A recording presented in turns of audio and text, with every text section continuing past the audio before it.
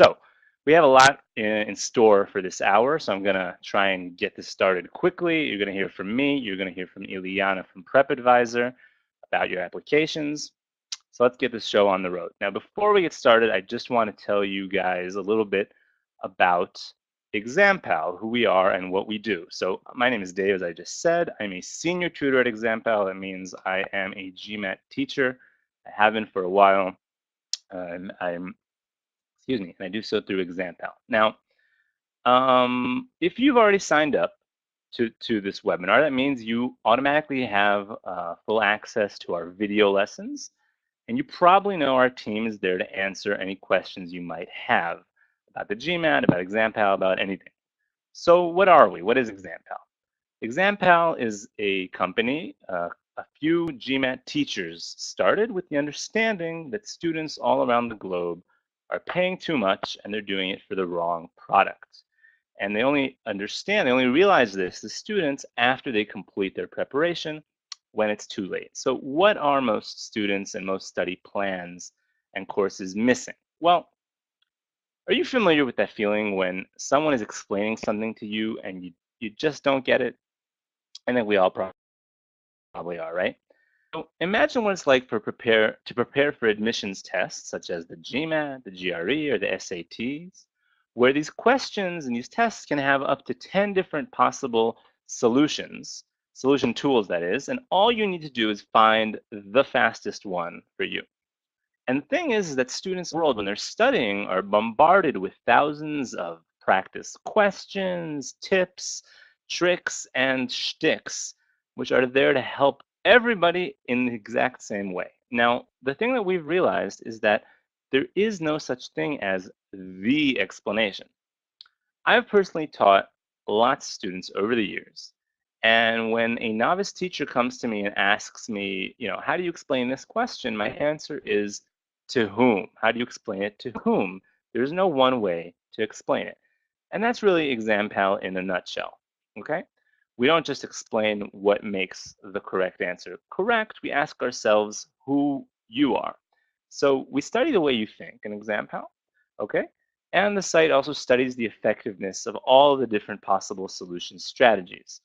If there's a faster way to do it than the way you're already doing it, we're going to find it. Using this information, we find the best way to solve each question, and we do it at a personalized level for the student that's using it. Now, in many ways, this is better than what private tutors can even do, because ExamPal as a system is with you in each and every question, from the basics to the hardest ones. And when we offer a solution strategy, it's not just guesswork. We're actually measuring if it works, how many people, how much of the time, how much does it take, how much time does it take them. So just to summarize, there's the pain that a lot of test takers feel when they study comes from the fact that they spend lots of time and lots of money preparing for admission tests, only to realize that the courses that they're taking, the physical brick and mortar courses, they're frustrating because, as I said, there can be lots of different ways to solve each question. And how, using these courses, do you find the way that's best for you? B, there can be ineffective because if the most important thing is time, then how can a one-size-fits-all course tell you what the fastest way to solve a question is for you specifically with your specific strengths and weaknesses? And finally, they're time-consuming, right? These courses teach us lots of thousands of questions, and some of them are going to be at a level that's too easy for us, some of them are going to be at a level that's too hard for us, and they won't be effective. So our belief is that you should focus only on what you need. Now, also, I want to point out that there's a far greater revolution that this is part of, and this is understanding what the preparation for these exams really means. Now, the key to this is that these tests are really unlike the ones you've had in high school. Mastering admissions tests, the GMAT prominently included, isn't about knowledge, but rather it's about something we call cognitive flexibility, which is your ability to change your set of tools very quickly according to the changes in the data that you're getting. Okay, this is why the GMAT has really harsh time constraints, and it's why in it we have to move from algebra to geometry to word problems very quickly. So at ExamPal, what we try to do is not just provide you with all the knowledge you need for the test, but to train you to find the fastest way to solve each question. Now, how do we do that, you might be asking? So it starts with, we have interactive video lessons which study our course. And each topic starts with a short video teaser, which is usually pretty funny.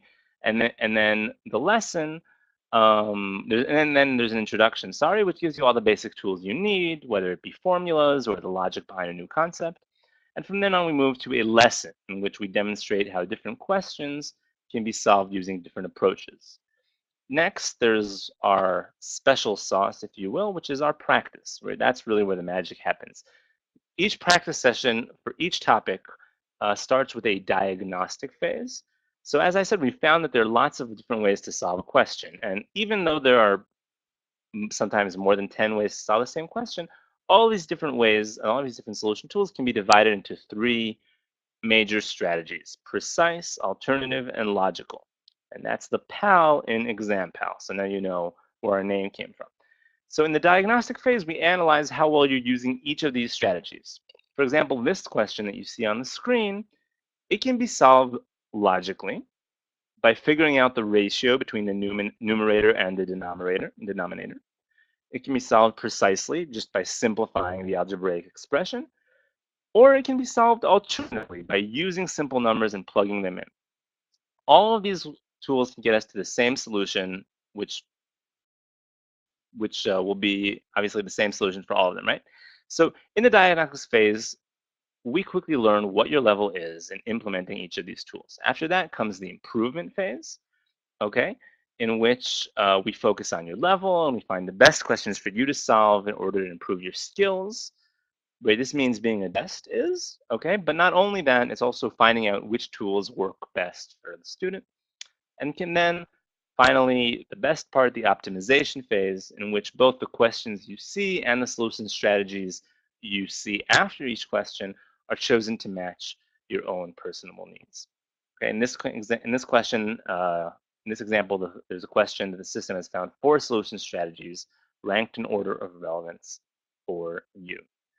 Okay, so really we do all of this using data from over 50,000 students from over 156 countries, and our students help us help you.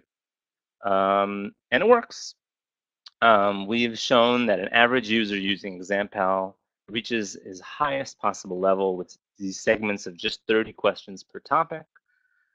We've gotten all kinds of awards and recognition in the fields of education, innovation, and artificial intelligence, and students are into it. We've heard a lot of good things from them. But last but not least, and if you've been listening till now, this is where it pays off. We put our money where our mouth is. We give you a real success guarantee. 70 points in the GMAT, up to 7 points in the GRE. And the reason I say the word real is because we're not one of those places where improvement is measured relatively to a mock test you've done where you had no clue about anything. If you have a previous score, an official score on the GMAT that you're not satisfied with, we guarantee you're going to improve it significantly, as I said, by 70 points. So, bottom line, this is your last, very, very last chance to hop on and take advantage of our Black Friday sale, which is 40% off any and all of our courses only for the next 24 hours. Do not miss this opportunity. Go to exampal.com and take us up on it.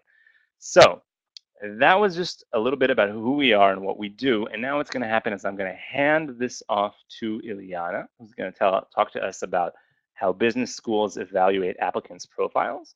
And in about 20 minutes, you're going to hear back. We're going to hand it off back to me, and I'm going to talk to you guys about building the perfect study guide for you. So I'm going to hand this off to Iliana, and I'll speak to you guys soon.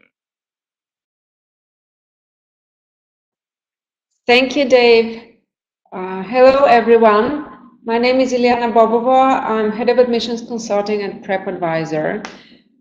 PrepAdviser is a global online preparation network, MBA and master's applicants all over the world, offering a huge variety of free expert advising and test preparation resources for you to choose the best ones for you. And ExamPal is one of our partners that we work with on PrepAdviser.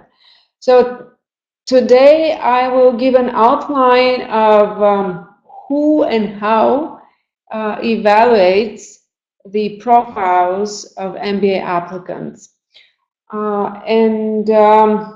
Because the MBA application is a package of different elements, and the GMAT that Dave will talk about is one of the essential elements of the application package, but there are a lot of others that you have to take good care of before you submit your application. To understand the perspective from which I will be speaking, very briefly, I have been a recruitment and admissions counselor for 6 years for bachelor's, master's, and also an executive MBA program. So I have the inside information of how admissions committees review the applications. Over 20 years, I'm in international education consulting, and I'm also a career development coach, which gives me a really broad perspective on the MBA application and how it fits within one's goals and careers. And in my role of an admissions coach, I am working with prospective applicants to different business schools all over the world. Applicants also out, and I have a lot of success stories with my students in top business schools around the world. So, the highlights for you tonight. The evaluation of your MBA profile can come at different stages, and I would like to start early what you should know before you start your application to a business school, what you should do in the early stages while you do the actual selection of where you're going to apply. So at this early stage, how can you make sure that you are the right fit for an MBA, whether you're eligible to apply for an MBA, how you can stand out among your competitors? So first, there are different automatic online tools. Basically, there you fill out some information that is relevant to your MBA application, and you get a reply about, it's a written reply about how well you fit the profile of an MBA applicant and to what caliber of schools you qualify for admission. Or whether you have to improve some areas of your profile before you apply, so that you improve your chances. On PrepAdviser, there are a number of online options for you to evaluate your profile. Some of them are automated tools, others involve expert feedback on your profile. So, and this is the second option.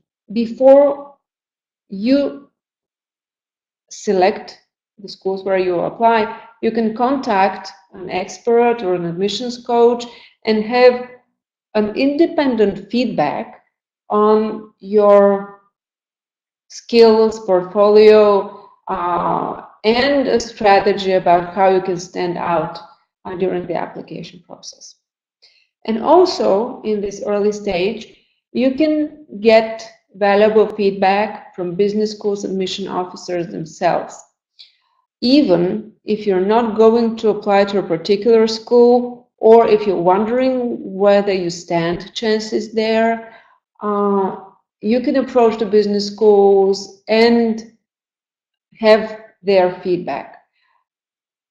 So you can do this online. For example, on PrepAdviser, you can join frequently, several times per month, webinars conducted by the admissions teams of leading MBA programs from around the world. And during these webinars, you can inquire about how they can provide feedback on your profile before you even apply. You can also join the live chats, or you can meet the admissions officers at face-to-face events, like the ones that are organized all over the world by the Access MBA Tour, or the Access Executive MBA Tour, or the Premier EMBA Tour, where you will meet schools for which you have the chances to be admitted, and schools which actually fit your preferences and potential for admission. So there is a lot to do while you're still thinking about the MBA and while you're still researching your options. So then during the actual application to a business school, there is, as you can see on the screen, a long list of people who will be looking at your application package. And it's important to realize that it's really a diversity of people who will evaluate, so that you can make sure that your application speaks to each of them in a particular way. So stage one is usually the admissions officers and recruiters who will review your application.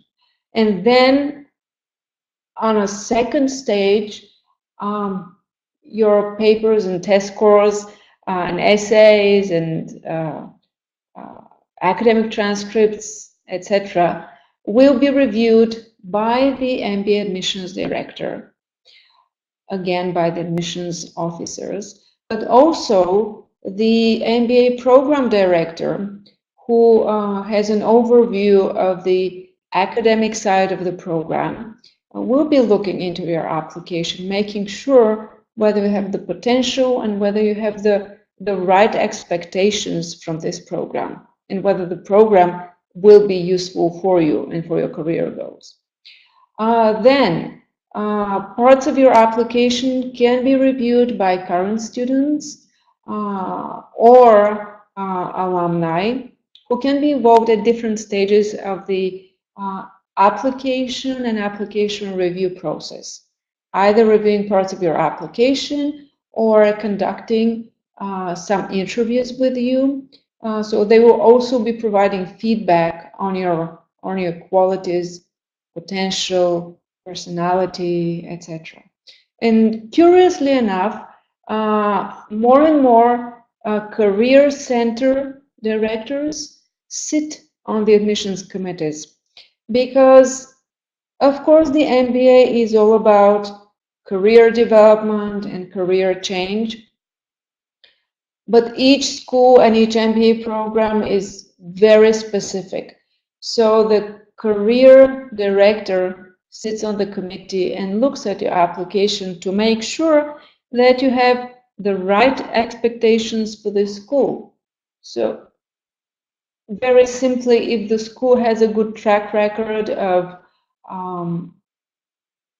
graduates placed in a certain industry or a certain geographical region, and your declared career goals are very different from that, you might seem not to be the right fit for the school, and it will be perfectly beneficial for both sides, both the school and you, not to get admitted, because no one wants to disappoint you, and the school doesn't want to have graduates who are disappointed with the program.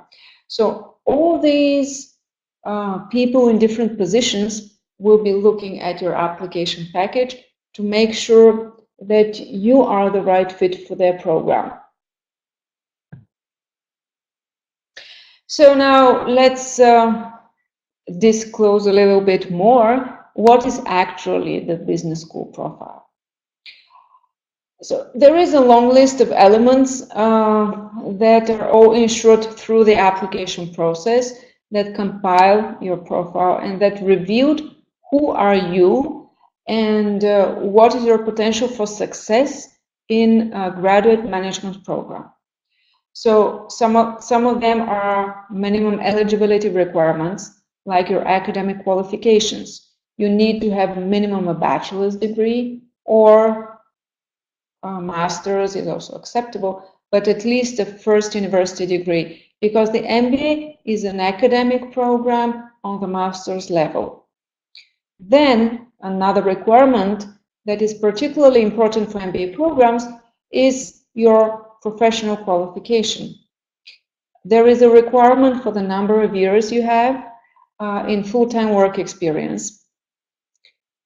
For full-time MBA programs, it's minimum 2 or 3. For executive MBA programs, it's often minimum 5, but it can be higher. And some business schools require an average number of work experience, which is much higher than these minimum requirements. And you can have MBA classes where the average experience is 10 years, even though the requirement might be just 2 years. Also, it's not just the number of years that you have worked, it's how relevant your work experience is to our career in management, to a career in business leadership. So this information, which will come from your CV and other elements of the package, should reveal that you have the potential exactly for business leadership and for senior managerial roles. Then come the aptitude requirements. Aptitude means whether you have the potential to succeed in graduate studies. Your grade point average, your score from your university diploma will be considered.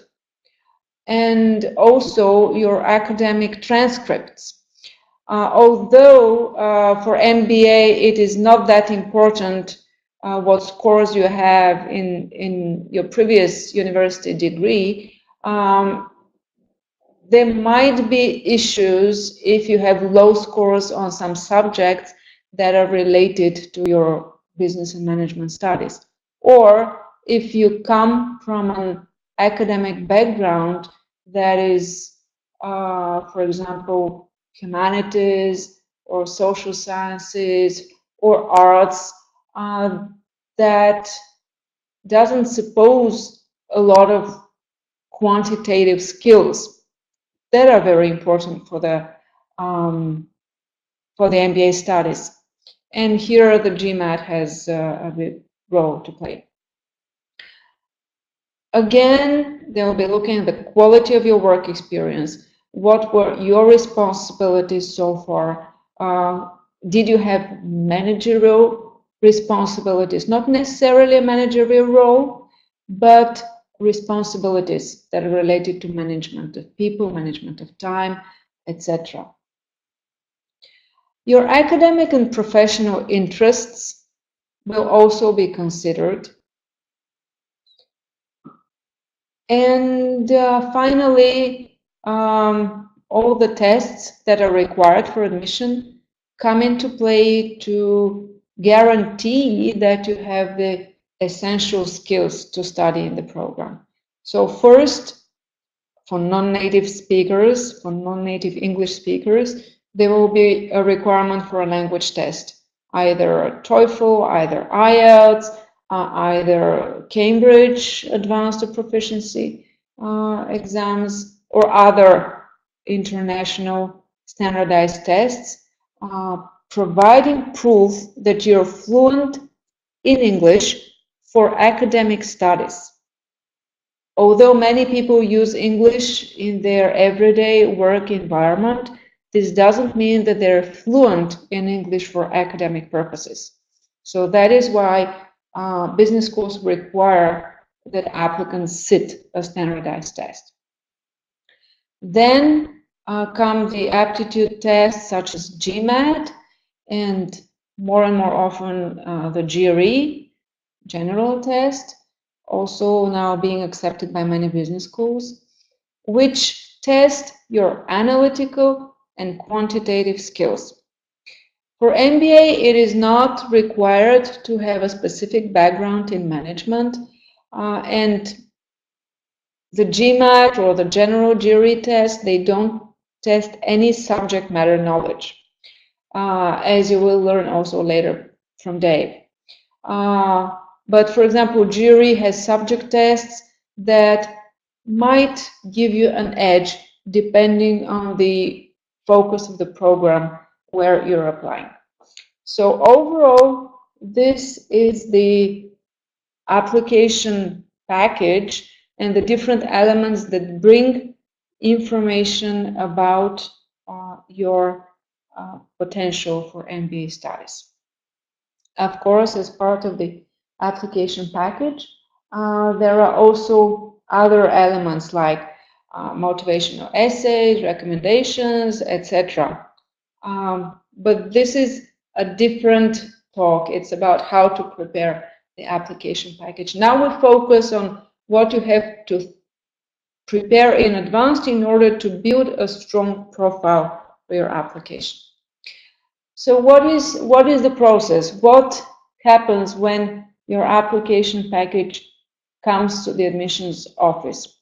So first step is the admissions office makes sure that you fit the eligibility requirements, whether you have the academic qualifications, whether you have the required work experience, and whether you fit the age range of the class. Although this is not a requirement, usually business schools have an average age, a typical average age of their classes. And if you're, for example, a bit younger or a bit older, this should be addressed in your application package so that you give your arguments about why you think you will thrive in an MBA class where the age is a bit different from yours. So then, on the second stage, they will be looking at your test scores. And here it's important to highlight that a high test score always makes a good impression. High test scores can compensate for some elements of your application package. If you have some drawbacks, as I already mentioned, in your quantitative skills during your first university degree studies, a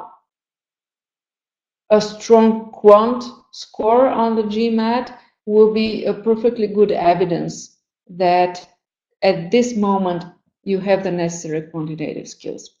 So my advice is to always aim high and as high as you can when you prepare for the tests. It's always worth the investment. And then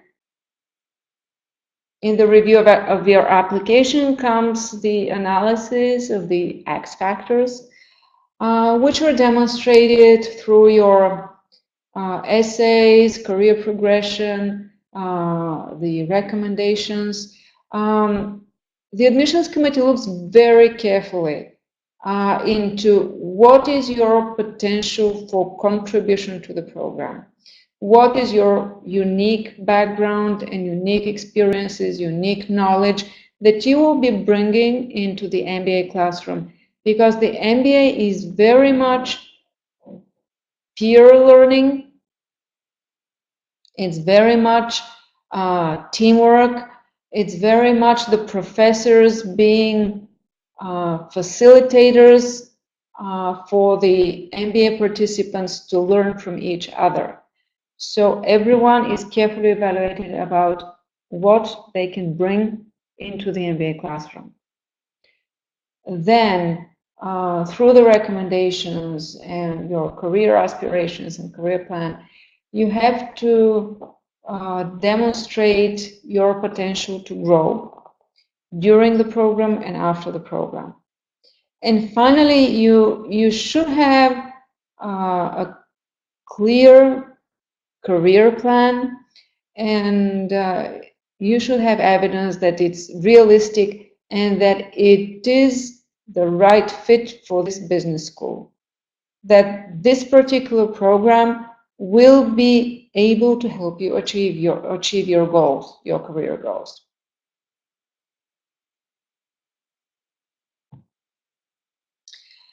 So this is the outline of the elements of your profile, who evaluates them, and how they are evaluated. And I think this is a good start for you to get into more details from here. Here I have listed several specific articles on PrepAdviser and on Access MBA, where you can find more details on each of the topics that I already discussed. And also,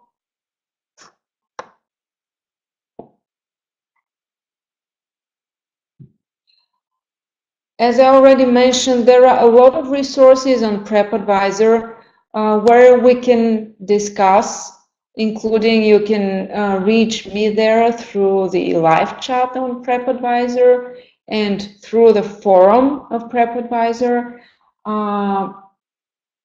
You can even submit your profile and I can give you feedback on the PrepAdviser forum. Or if you want an individual Skype session, we also have this consulting service on PrepAdviser. So we have a lot of tools which you can use in order to have an initial evaluation of your profile and advice about your areas of improvement and how to position your application and how to select the business goals. Also, it's very much worthwhile to join the webinars that are conducted on PrepAdviser by different business schools, leading business schools internationally, from Europe, from the US, from other parts of the world. And in this way, you will get much more insight from colleagues of mine from admissions offices about what matters in the application process. So thank you for your attention. And as you can see, the application consists of many, many elements, and the tests are just one of these elements. But tests like the GMAT or the GRE can play an essential role in your application because they're one of the first factors that are considered when the screening of your application starts. There are very selective business schools that can really just pre-select candidates based on their scores. So take the time, be committed to your GMAT preparation.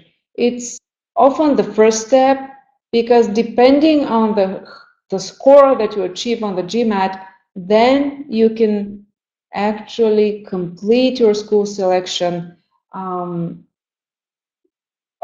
for schools where you stand chances for admission with your GMAT score. Now I will turn the floor back to Dave.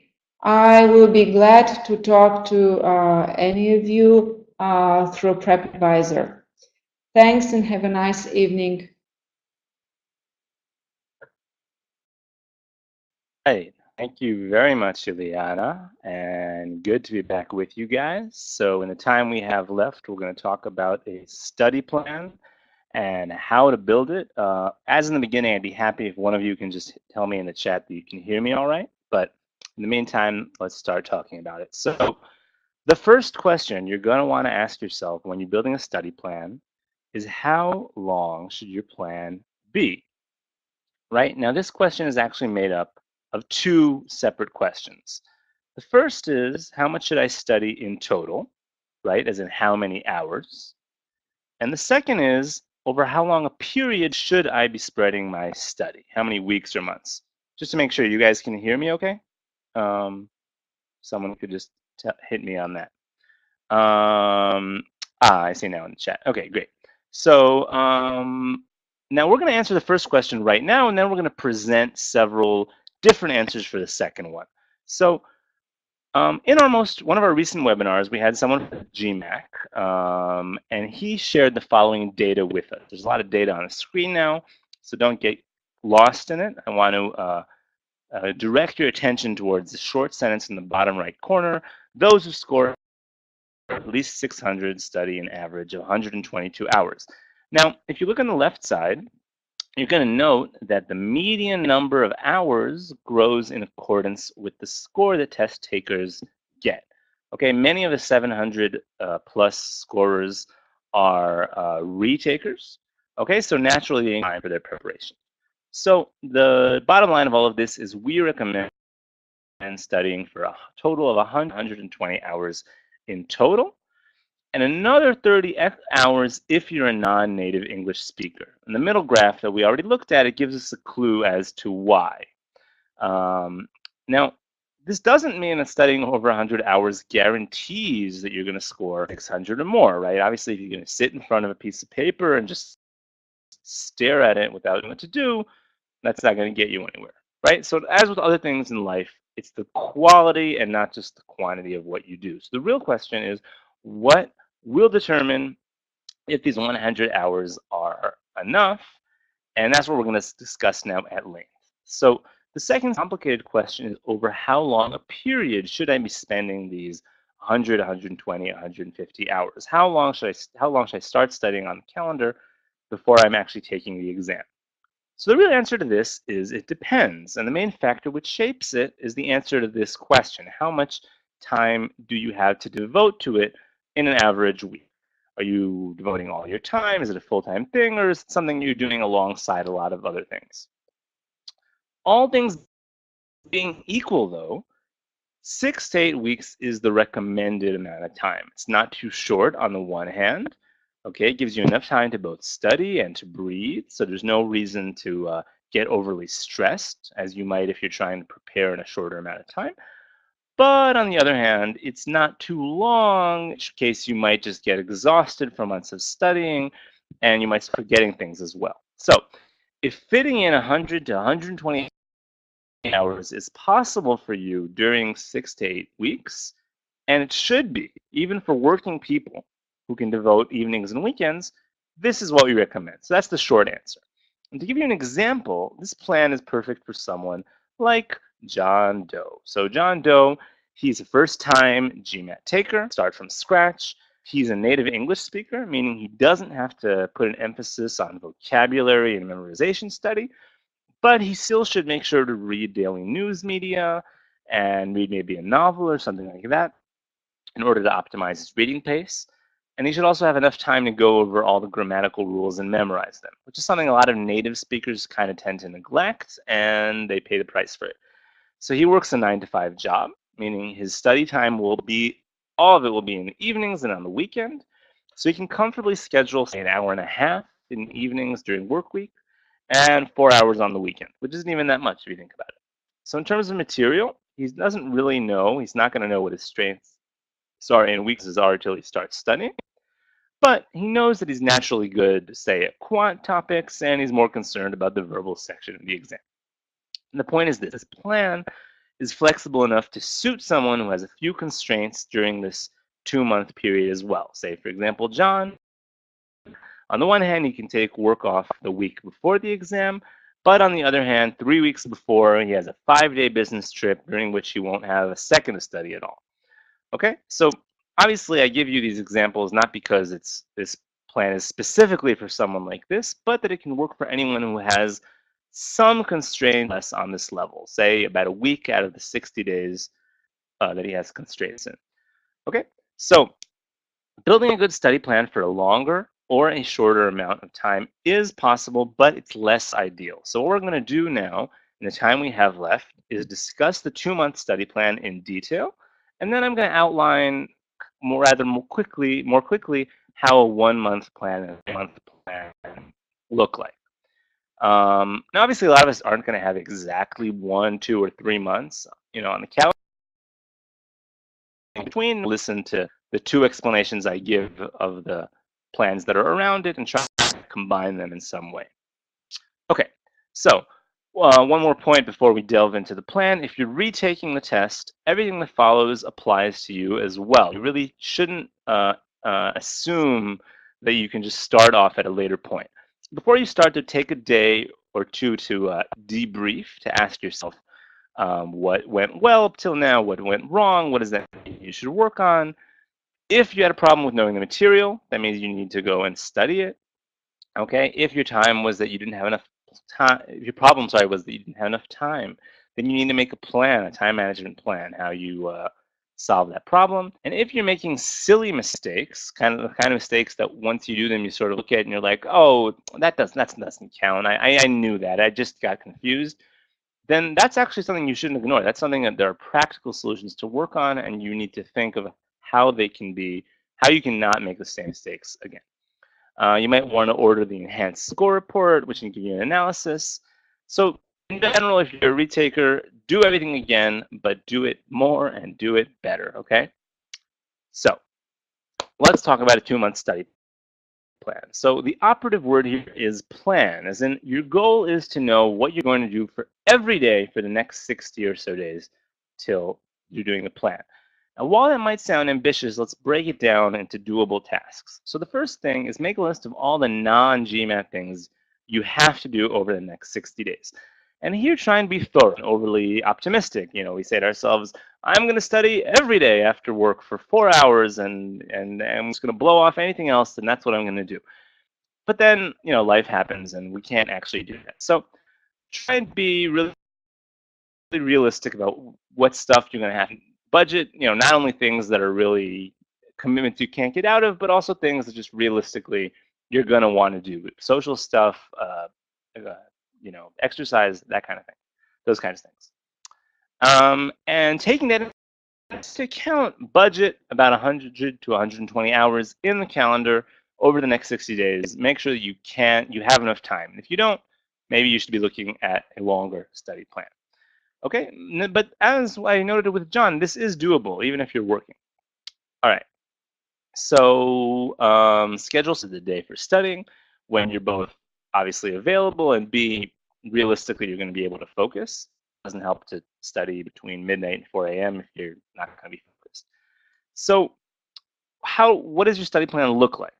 So your first 47 days are going to be devoted to subject review and practice. So the first thing to do is to make a list of all the GMAT topics, not just verbal and quant, but like more specifically in that, all the subtopics which make up these sections, especially the quant. Now on ExamPal, this is automatic actually. You don't have to do this because our course is built up of all these relevant subtopics, which you just tackle one by one. So once you know what there is to study, you have to plan a 2-day mini schedule for each topic. And it looks like this. On the first day, you're going to review fundamental material. Okay, so on ExamPal, this means watching the intro and then making sure you know all the basic rules and terminology, moving on to watch the lesson to experience real test questions and refine your answer strategies. And while you're doing it, by the way, while you're watching these things, I want you to compile 2 separate lists. One is a summary of material, and the other is a list of practical tips for question solving, stuff that you see that works for you and you want to remember to keep implementing. On the second day of your 2-day mini schedule, say you're working on circles. So the first day you watch the fundamental material on circles. The second day you solve questions on the topic of circles. On ExamPal, this means completing our practice phase, the diagnostic, the improvement, and the optimization, which I talked about at the top of the hour. After each section, you're going to want to review your mistakes and keep a running list of the mistakes that you've been doing, and update your tips list, which you talked about a second ago. What's left is dividing your time between the different sections in accordance with your situation. So one topic every 2 days, but if you have exactly 60 days, you're going to have to fit a few topics that you find easier into just 1 day, not 2 days. If you have a little bit more than 60 days, you can do literally one topic every 2 days, all the topics.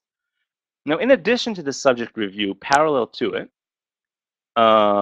you want to create a daily routine of reading magazine articles, and going over your vocabulary and memorization lists, which is on the ExamPal is taken from our vocabulary and memorization section.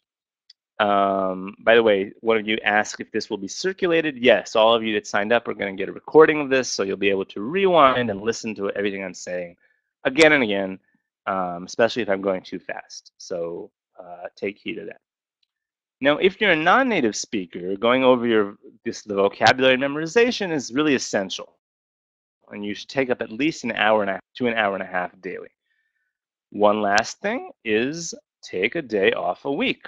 Okay, very important. Do something fun. After all of this, after this first 47 days, you should have 2 or 3 days that are unscheduled because you never know what might come up and what things you might have to move around and delay to hear. So it's good to have a few unscheduled days. And then you have kind of the last 10 days, days 51 to 58 around. And these days should be devoted to a few things, okay? It should be devoted to reviewing. Okay, every other day you're going to want to go over 2 or 3 major topics, which includes fundamentally reviewing sections or subject matters that the practice tests have shown to you are problematic, going over your own personal material summary, the goal being to get to the point which where board is obvious. And if I wake you up in the middle of the night and I ask you, what is the adjacent angle equal to a triangle, you can say, oh, it equals both of the internal angles. Okay, and going over your practical tips list and your mistakes list, which we already discussed. On the other, if that was every odd day, then every even day in the last 10 days, you should be doing practice tests. Okay, take a GMAT from start to finish. Now, if you're going to be able to take days off of work, try and do a test at the exact same hour that your real test is going to be, and then spend the afternoon reviewing it. The rest of the day should be used for solving questions that are similar to those that you got wrong. So if you see that, oh, I really had trouble on questions with the Pythagoras theorem, go to the triangles section on ExamPal and seek out these questions, or go to the official guide on GMAT and solve triangles questions. Okay. After all of this, the last day before the test is one you should take off, relax, breathe, reach out to the people you've been ignoring for the past 2 months, and most importantly, get a good night's sleep. And after that, on test day, ace it, you should be fully prepared. So looking at John, who we described in the beginning, let's just take a peek at his plan. This is a week in his plan, and as you can see, he studies a total of 3 hours a day on weekdays, half of that devoted to verbal study, and he studies another 4 to 8 hours on a weekend, meaning he has enough time both for his job and for other pursuits, going to the gym, going to a social event, and even taking an entire day off a week. And taking another 7 weeks like this is enough study to prepare over a 2-month period, even given that he has to take off an entire week for a business trip, as we said before. The point being, not that your plan, of course, has to look exactly like this, but that if it looks something like this, that's going to be enough, and this is a general outline. Okay, so that's what a 2-month study plan looks like, and I'm just going to talk shortly now about other options, because what if you don't have 2 months? Okay, say for whatever reason you have to take the test in 30 days. This is hard, but it's possible, even if you have a job and can't devote your entire life to studies. Okay, it's possible, say, if you're someone like Larry who has decided to apply in 6 weeks at the spur of the moment and he has to take it in a month, and he has a full-time job, but he's prepared to devote all of his evenings and all of his weekends to studying. Okay, so 3 hours on a weekday and 14 hours total over the weekend. So if you're someone like this and you're prepared to work hard, then it's definitely possible. It has some pretty obvious cons. First of all, the pressure, and second of all, the difficulty to find a work-study balance. You're probably not going to be too much fun over the next couple of weeks. But there are even a few pros, okay? Studying over such a short time means that you're going to be fresh and sharp. You're not going to have enough time to forget anything, which is good. So if this is your situation, again, we don't recommend it, but if this is a situation if you have to, say goodbye to your friends and families, and let's plan. So really, a lot of this is pretty similar to the 2-month plan. That's why I'm not going to go into too much detail. Basically, you're going to have daily study. You can still take a day off a week. And what we did before in the first 47 days, here we're going to do in the first 20 days. We're going to spend the first 20 days doing a subject review and practice. Okay? And what we did before, every topic we had a 2-day mini schedule. Now we're going to do for 1 day per topic. So what does that look like, this 1-day topic mini schedule? So this is just an example. It doesn't actually have to be morning, afternoon, and all of that. It can all be in the evening if you're working, and early morning and evening.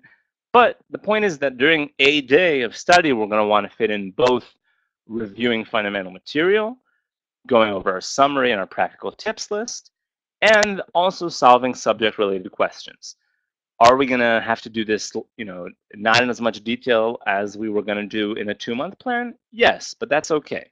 That's just the conditions that we're in. But we still should have time to solve some subject-related questions, and all the time keep working, reviewing our mistakes list and our tips list, and spend some time. I recommend either at the very beginning of the day or at the end of the day, so as not to break up your patterns.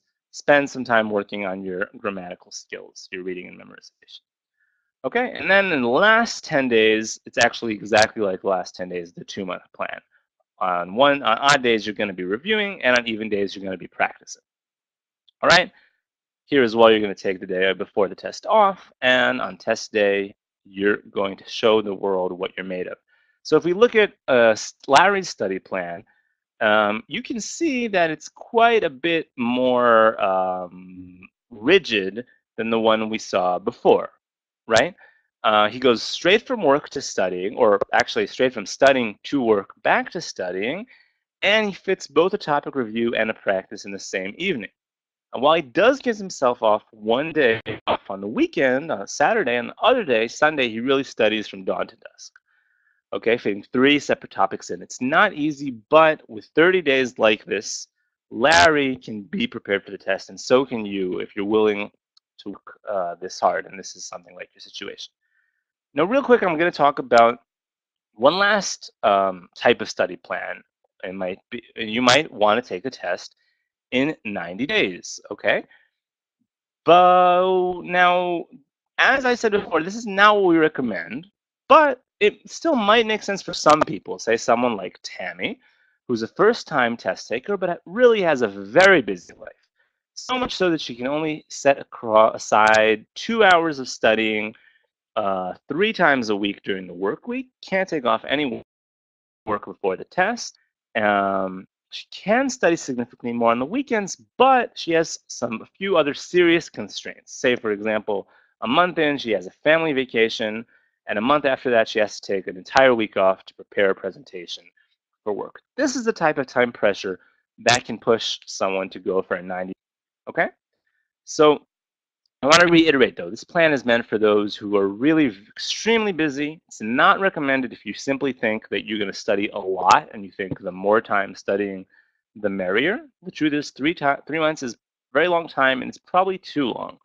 The concern is that by the time you wrap up your studies, you will have forgotten a good deal of what you studied at the beginning, which is a danger. And also, at a certain point, studying really just becomes exhausting and less effective. So remember, you should be aiming for 100 to 120 hours of study time, and over 3 months, it's really barely an hour a day. So it really only makes sense if you really have very little time. And if it's not the case, then we recommend going for the 2-month plan. And even if you want to take a test 3 months from now, you should probably start the 2-month plan in a month from now. Up until then, just spend time working on your reading skills. But the 2-month plan still makes sense. Okay, the relevant scenario, though, is one we've already mentioned. If you're a non-native speaker, then we recommend devoting a month really seriously to working on your language skills, devoting time each day to reading magazine articles, and then begin the 60-day study plan. Okay? Another note is that if you are going to go for this plan, it's a good idea to find a real-life ExamPal, a study buddy. That's going to make it more doable and more enjoyable, really. So how do we do this plan? So basically, it's like the 2-month study plan, but more spread out. What we did in 47 days in the study plan, here we're going to do in 77 days, okay? And sorry, there's a typo here. It should say a 3-day, not a 1-day topic mini schedule. So we're going to be able to devote 3 days to each topic. Of course, in each day we have less time to go over it. So on one day we're going to study fundamental material, which means watching lessons and intro. On the second day we're going to practice subject-related questions, and on the third day we're going to review what was in what we discovered in the practice. Okay, and then we're going to have a few unscheduled days as usual, and the last 10 days are pretty similar to what we've already seen. They're going to be devoted to review and practice tests. And here as well, we recommend taking the last day before the test off, and on the test, of course, acing it. Okay, and if we just take a really brief look at Tammy's study plan, look at all the stuff she has during the week that is not studying, right? She has 2 nights a week where she's doing other things, okay? And she really can only study about an hour and a half on most weekdays, and 4 hours, or here I guess a little bit more, but a few hours on the weekend. But even given all these constraints, a 90-day plan will get her across the finish line, and it can get you across the finish line as well if you're ready to put in the work. So we're almost done. I'm just going to give you a few last tips, whichever study plan you use, okay? And first one is that silence is golden, okay? Your phone should be silenced. It should be in a different room under a pillow. Your browser should have no other tabs open except ExamPal.com, of course. And you really need to find a study place without a lot of other people. You also do not need to go to the fridge every 20 minutes to see if there have been any updates there. If you're having trouble grasping something, then the important follow-up question is, what is the type of thing you're having trouble grasping? What is your problem?